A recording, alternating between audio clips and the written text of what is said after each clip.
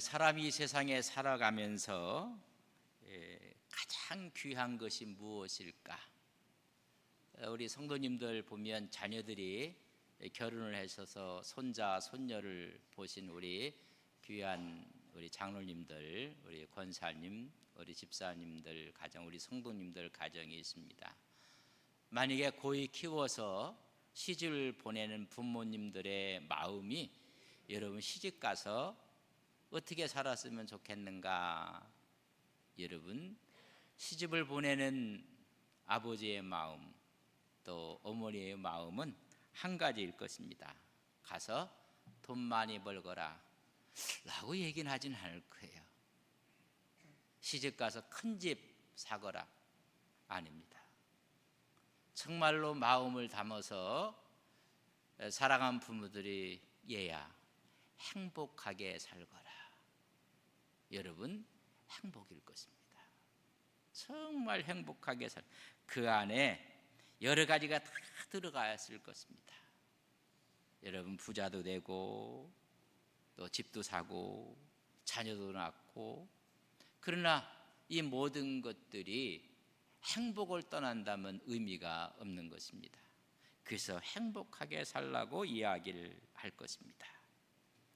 사람들이 가장 바라는 욕구가 있습니다. 여러분 그 욕구는 개인마다 다릅니다. 여러분이 가장 원하는 욕구가 무엇입니까? 돈이 없는 분들은 돈을 요구를 하게 될 것입니다. 건강이 여의치 못한 분들은 최고의 욕구가 있다면 여러분 건강해지는 것입니다. 개인마다 다 다르지만은 가장 통합적으로 여러분 이야기한다면 행복입니다. 그 속에는 안전이 있고 기쁨이 있고 사람마다 행복하기를 원합니다. 심리학자였던 메슬로우가 인간이 갖고 있는 5단계의 욕구가 있다고 했습니다. 각 단계마다 만족하고 행복해질 때 다음 단계, 그 다음 단계의 욕구로 발전한다는 것입니다. 첫째는 생리적인 욕구가 있습니다. 생존에 필요한 욕구를 갖는 것입니다. 여러분 먹을 것, 마실 것, 여러분 수면을 하는 것, 여러분 이게 가장 기본적이고 기초적인 욕구입니다. 먹는 것입니다. 이것이 채워지고 행복감을 느낄 때는 여러분 거기서 만족하면 여러분 안 됩니다. 그 다음에 욕구는 안전에 대한 욕구입니다. 먹고 살만하니 이제는 주택도 있어야 되는 것입니다. 신체적, 정신적으로 안전을 요구하고 있는 것입니다. 건강도, 재정적으로 또한 살만한 집도 필요하게 되는 것입니다. 이것이 채워지면 나름대로의 행복감을 느낍니다. 이제는 한 단계 더, 이제는 사회적인 욕구가 있습니다. 소속에 대한 욕구를 갖는 것입니다. 관계에 대한 아름다운 관계로 사랑을 주고 받고 소속감을 통해서 존재감을 느낄 뿐만 아니라 사회적인 연결을 갖게 되는 것입니다. 이것이 잘 원활할 때 진정한 행복을 느끼는 것입니다. 그러나 거기서 끝나는 것이 아닙니다. 그 다음의 욕구는 존경의 욕구라는 것입니다. 자기 자신에 대한 존중감, 자존감을 얻고 싶어 하는 것입니다. 타인에게 인정받고 싶고 타인에게 존중받고 싶어 하는 욕구가 있습니다. 여러분 먹고 살기가 어려운 분한테 이런 것은 여러분 말 그대로 그림의 떡입니다. 그러나 단계적으로 행복감을 느껴 발전할 때 여러분 존경의 욕구가 강한 것입니다. 그래서 말 한마디에 인생이 무너지기도 하는 것입니다. 마지막에는 자아실현의 욕구가 있습니다. 자신의 목표와 자신의 이상을 실현하고자 하는 욕구가 강한 것입니다. 가장 높은 단계에서 여러분 각 단계가 채워질 때마다 사람은 행복감을 느끼는 것입니다. 가장 중요한 것은 여러분 행복을 느끼는 것입니다. 행복을 느끼는 사람들을 특별히 신앙인들의 관점에서 볼 때 우리는 하박국 기자가 노래했던 그 노래가 가장 행복한 노래입니다. 하나님 한 분만으로 만족하는, 세상의 어떤 것이 주는 것이 아니라 그 모든 것을 뛰어넘어 신앙의 만족감을 이야기합니다. 하박국 3장 17절과 19절에 보면 비록 무화과 나무가 무성하지 못하며 포도나무에 열매가 없으며 감람나무에 소출이 없으며 밭에 먹을 것이 없으며 우리의 양이 없으며 외양간에 소가 없을지라도 모든 것들이 nothing 아무것도 아니라 할지라도 나는 여호와로 말미암아 즐거워하며 나의 구원의 하나님으로 말미암아 기뻐하리로다. 주 여호와는 나의 힘이시라. 여러분, 이런 사람의 행복은 어느 누구도 앗아갈 수가 없는 것입니다. 하나님으로 인해서 만족하는 하나님의 사람입니다. 이런 사람들은 행복한 사람이고 이스라엘 백성들에게 행복을 하나님은 요구하고 있습니다.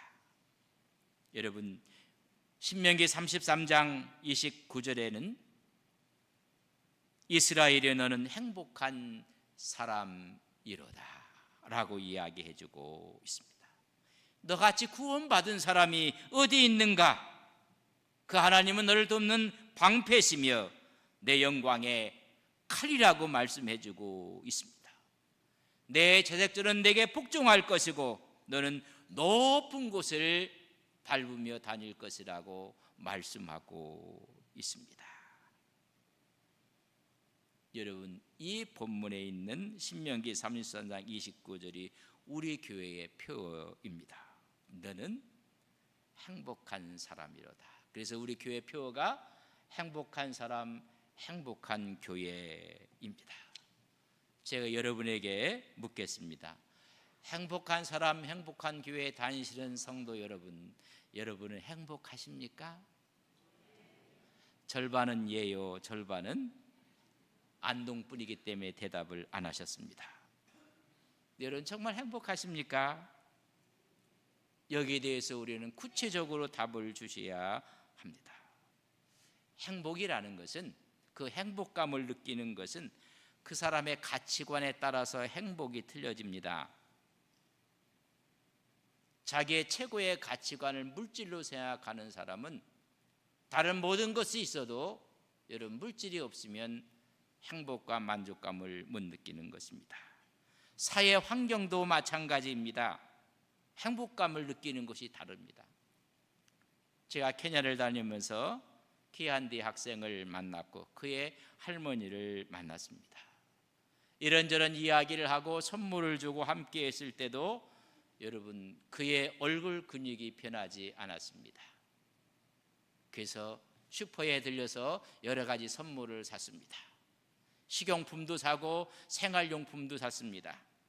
그걸 전달해 줘도 이 아이는 별 반응이 없었습니다.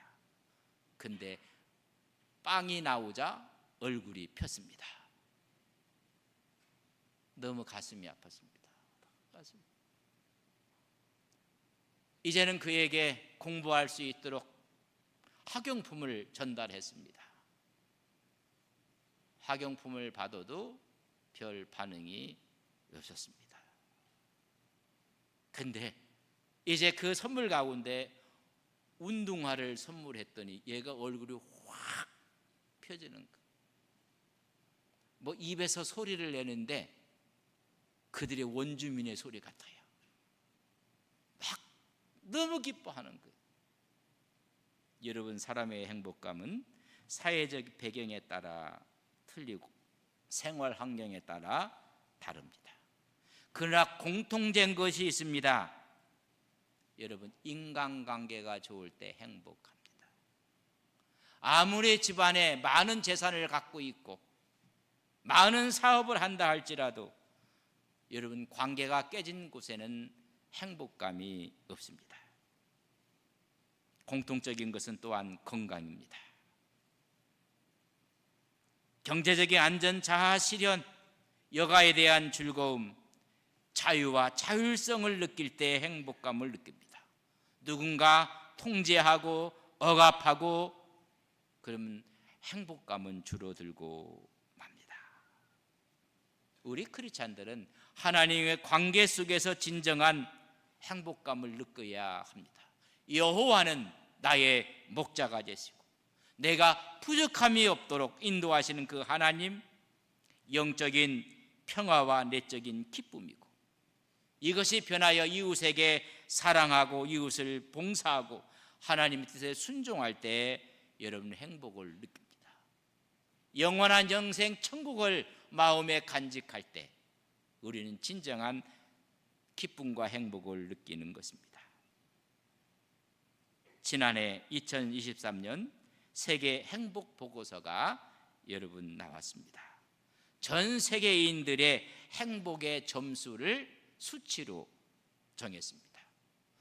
가장 행복하지 못한 사람이 여러분 0에서부터 가장 행복한 사람, 그걸 10이라고 했습니다. 전 세계인들에 대한 행복의 점수가 여러분 10점이 만점입니다. 여러분, 평균이 몇 점 나왔을 것 같습니까? 그의 보고서는 5.5점이었습니다. 여러분, 행복 점수가 그렇게 높지 않은 것입니다. 또한 그렇게 낮지도 않습니다. 이 말은 우리가 역으로 이야기한다면 행복을 느낄 수 있는 평균 점수 이후에 있는 사람은 그래도 행복감을 느끼는 것입니다. 5.5점이었습니다. 그러면 그 나머지 불행이 더 많다는 것입니다. 여러분, 100명이라면 45명은 불행 쪽에 가 있다는 것입니다. 오늘 여기 와서 예배를 드리는 여러분들 가운데 이 세계의 평균 점수를 낸다면 여러분 55%는 행복감을 느끼지만은 45%는 행복감을 느끼지 못한다는 것입니다. 저희 교회는 전체가 하나님의 은혜 가운데 행복감을 느끼시는 귀한 종들이 되시기를 주님의 이름으로 간절히 축복합니다. 아리스토텔레스는 말하기를 행복은 인간의 삶의 궁극적인 목적이자 최고의 선이라고 이야기했습니다. 인간의 최고의 선이며 궁극적인 목적은 여러분 행복입니다. 왜 열심히 일하십니까? 왜 열심히 노력하십니까? 행복을 잃는다면 의미가 없습니다. 덕 있는 삶을 사는 것을 행복이라고 이야기했고 궁극적인 목적과 최고의 선이라고 했습니다. 학자들마다 나름대로의 정의가 틀립니다. 에피쿠르스는 말하기를 행복은 쾌락, 즐거움이라고 했습니다. 정신적인 평온함, 즐거움, 이 한쪽만을 이야기한다면 에피쿠르스파를 잘못 이해하는 것입니다. 그는 말하기를 행복은 쾌락인 동시에 고통의 부재라고 정의했습니다. 고통을 주는 사람이 있으면 여러분 행복감을 잃어버리는 것입니다. 인생 여정을 살아가며 고통을 주는 사람을 만나지 않는 것이 진정한 또한 행복인 것을 깨닫게 되는 것입니다. 영적인 즐거움, 육적인 즐거움과 함께 고통을 주는 사람의 부재가 여러분 행복입니다. 인생이 살아가며 나한테 도움만 주는 사람이 있는 것은 아닙니다. 그러나 그의 모습 속에는 고통의 부재를 행복이라고 정의했습니다. 성서가 원하는 하나님의 원함은 한마디로 행복이었습니다. 이 말씀을 하기 위해서 하나님이 요구하시는 것을 먼저 오늘 본문에 말씀하고 있습니다. 신명기 10장 12절 상반절에 보면 이스라엘아, 내 하나님 여호와께서 내게 요구하시는 것이 무엇이냐? 하나님이 원하시는 것이 무엇인가? 행복을 이야기하기 전에 그 하나님이 요구하시는 것을 신명기 10장 12절 하반절에 보면 곧 내 하나님 여호와를 경외하며 그의 모든 도를 행하고 그를 사랑하며 마음을 다하고 뜻을 다하여 내 하나님 여호와를 섬기고 라고 말씀을 해주고 있습니다. 하나님이 원하시는 것이 여러분 큰 카테고리 안에 첫 번째는 하나님을 제일로 사랑하는 것, 하나님을 내 인생의 첫 자리에 두는 것, 그것을 하나님을 경외하는 것이라고 했습니다. 하나님의 명령에 순종하는 것입니다. 인생이 살아오면서 마지막 결론이 무엇일까? 그 결론을 전도서는 말하고 있습니다. 전도서 12장 13절에 보면 일의 결국을 다 들었으니 하나님을 경외하고 그의 명령을 지킬지어다. 이것이 모든 사람의 본분이니라. 여호와 하나님을 경외하고 그의 말씀, 그의 명령을 행하는 것이라고 말씀해 주고 있습니다. 하나님의 말씀을 가장 우선순위로 삼는 것이 인간의 본분이라는 것입니다. 인생은 여러분 허무한 것입니다. 이 허무한 인생을 깨달은 전도서의 결론이었습니다. 그러나 전도서의 서론을 보면 12장 전도서 1장 2절에 보면 전도자가 이르되 헛되고 헛되며 헛되고 헛되니 모든 것이 헛되도다. 여러분 짧은 한 절에 헛되다는 말이 5번이나 기록되어 있습니다. 해 아래 수고하는 것이 모든 것이 헛되다는 것입니다. 그럼 인간의 제일 되는 것은 하나님을 경외하는 것, 하나님이 그것을 요구하십니다. 하나님을 경외하는 두 번째 구체적인 방법은 16절에 말씀하고 있습니다. 그러므로 너희는 마음에 할례를 행하고 다시는 목을 굳게 하지 말라. 하나님을 경외하는 구체적인 첫 번째 방법은 하나님을 우선순위로 첫 자리에 두는 것이고, 두 번째는 할례를 받는 것입니다. 언약의 주체는 하나님이십니다. 그 하나님 앞에 우리의 순결과 우리의 헌신의 징표는 할례입니다. 창세기 17장 10절에 보면 너희 중 남자는 다 할례를 받으라. 이것이 나와 너희와 너희 후손 사이에 지킬 내 언약이니라고 말씀해 주고 있습니다. 하나님의 백성의 징표는 할례입니다. 이것을 예레미야서에 보면 너의 마음에 할례를 받으라고 말씀해 주고 있습니다. 예레미야 4장 4절에 보면 유대인과 예루살렘 주민들아 너희는 스스로 할례를 행하여 너희 마음 가죽을 베고 나 여호와께 속하라. 그리하지 아니하면 너희 악행으로 말미암아 나의 분노가 불같이 일어나 사르리니 그것을 끌 자가 없으리라. 여러분 할례를 명하고 있는 것입니다. 우리가 하나님을 경외하는 것은 하나님을 가장 우선 자리 첫 자리에 두는 것이며 할례를 하는 것인데, 이것을 사도행전에 보면 이렇게 이야기했습니다. 목이 굳고 마음과 귀에 할례를 받지 못한 사람들아 너희도 너희 주상과 같이 항상 성령을 거스리는도다. 할례 받지 못한 사람들의 특징이 하나님 성령을 거스린다고 말씀해 주고 있습니다. 이제는 너희들이 마음과 귀와 모든 것에 할례를 받으라고 말씀해주고 있습니다.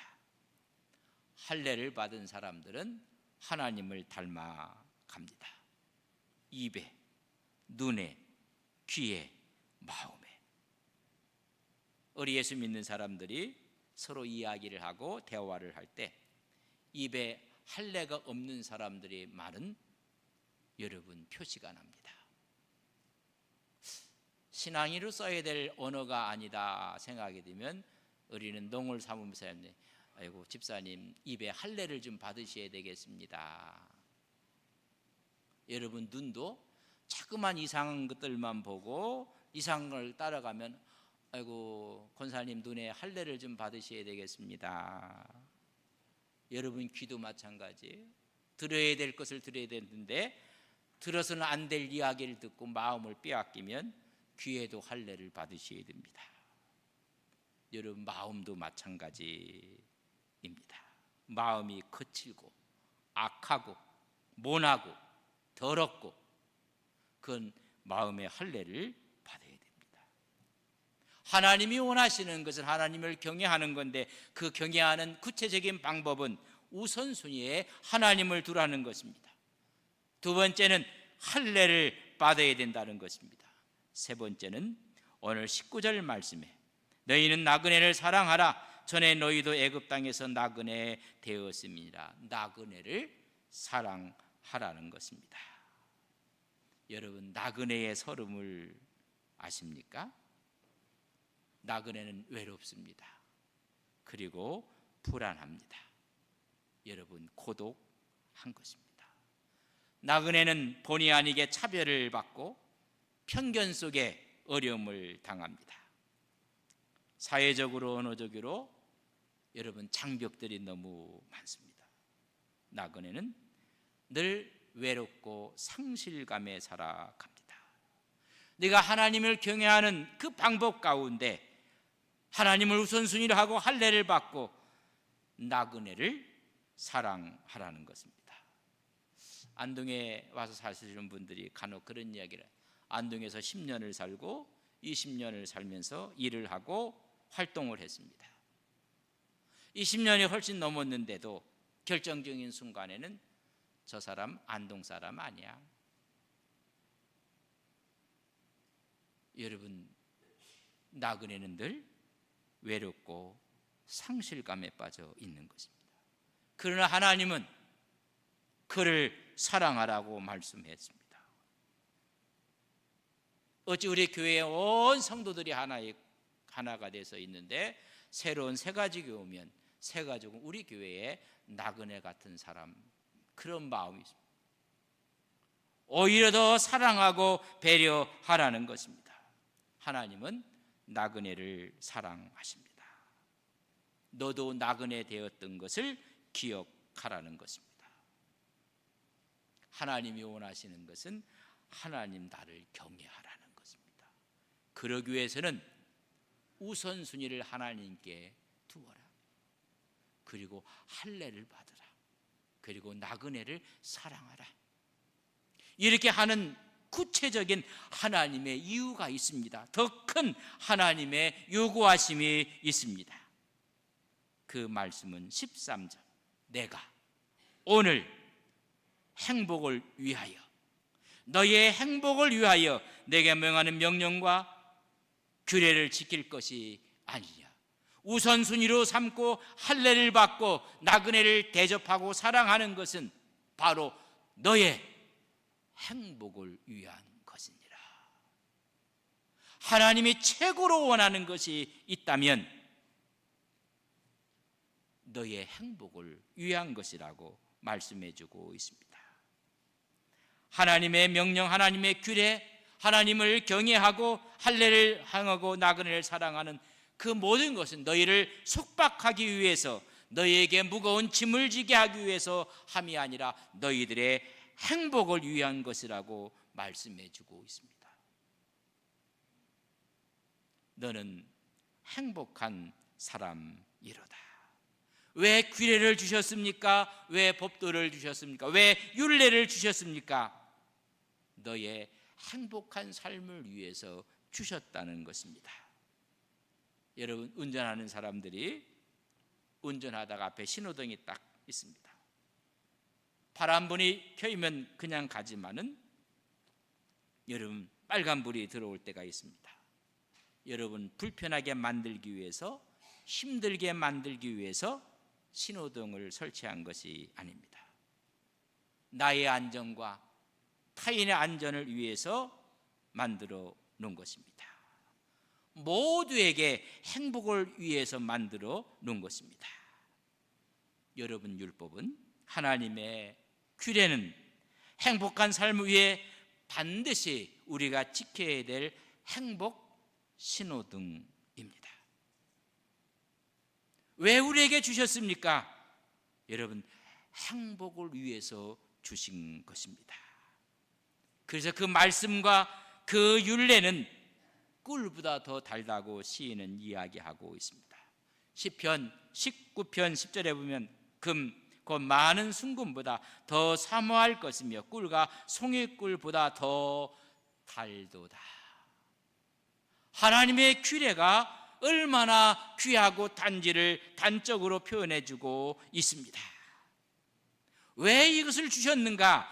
시편 19편 11절에 보면 또 주의 종이 이것으로 경고를 받고 하나님의 말씀으로 하나님의 축복의 신호등으로 경고를 받고 이것을 지킴으로 상이 크니이다. 이것을 지킴으로 복이 크고 행복함이 크다고 말씀해 주고 있습니다. 왜 주셨습니까? 왜 주의를 지키라고 하십니까? 너의 행복을 위한 것이라는 것입니다. 하나님이 우리 인간을 향해서 원하는 것이 있다면 행복입니다. 이 행복한 삶의 모습이 하나님을 최우선으로 첫 자리에 둡니다. 그리고 할례를 받아서 그에게는 교만이 없습니다. 거친 것이 없고 부드럽습니다. 나그네를 사랑하고 나그네를 배려합니다. 이것이 그에게 짐이 아니라 행복으로 이끄는 하나님의 행복의 신호등입니다. 이 지침을 따라가며 가장 행복한 인생 여정을 살아가시는 우리 온 성도님들이 되시기를 주님의 이름으로 간절히 축복합니다. 함께